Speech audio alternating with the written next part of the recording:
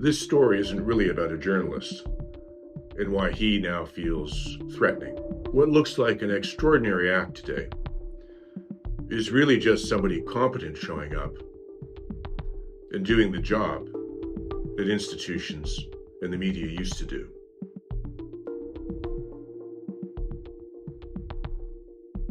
Now, Nick Shirley, he reported on a large-scale fraud case in Minnesota. Public money, very weak oversight, and patterns that didn't trigger any alarms when they should have. Instead of having a serious engagement with his findings, much of the mainstream media response wasn't an investigation. It was an attack. Nobody really refuted his reporting. Nobody was digging any deeper. But they were going to frame his character, the tone that was being used, policing that, and then dismissing it. Who is he? Like, who gave this guy license to go around and say, I couldn't get into daycare centers, the doors were locked? Like, nobody should be able to walk into a daycare center because the doors are locked. These random vigilante justice seekers who ordain themselves like some sort of law enforcement expert, like he's a random YouTuber. That reaction really is what matters here more than the personalities involved.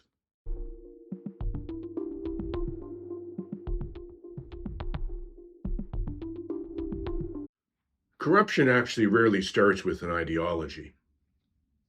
It starts with money moving and the friction in that money moving just disappearing because criminals talk. They share how they defraud and how they make their money. And as it spreads, it grows.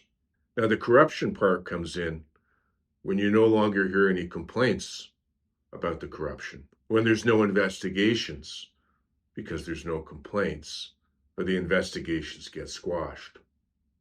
People talk and others follow, and it grows. And the reason it grows is because the environment, like in Minnesota, signaled safety. Don't worry, you can do it. You won't get caught. At a certain point, when it comes to this sort of corruption crime, it doesn't fall loudly. There's not a big noise when this goes on. The fraud operates in silence. And when institutions fail like the media, they fail quietly. Media stops digging, doesn't even start digging. Regulators are quiet. They don't ask any questions. Prosecutors stop prosecuting or even pursuing. And judges sort of defer or find reasons to not allow the cases to go forward. The incentives. Show me the incentives and I'll show you the behavior. Well, the incentives were there to make a lot of money. Once the mainstream media started to collapse, they no longer pursued the truth. When the media stops doing media, what it starts doing is trying to protect itself and its reputation. Legacy media today is not necessarily an investigative medium anymore. It's an identity maintenance medium, keeping the identity of those they want pure, pure. Those they want demonized, demonized.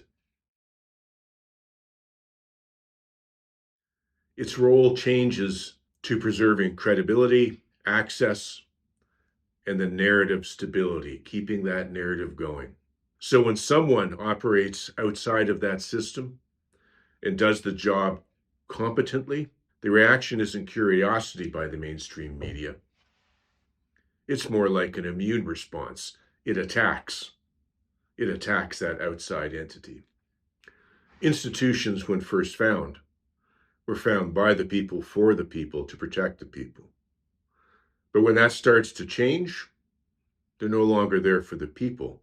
The institutions are there for themselves.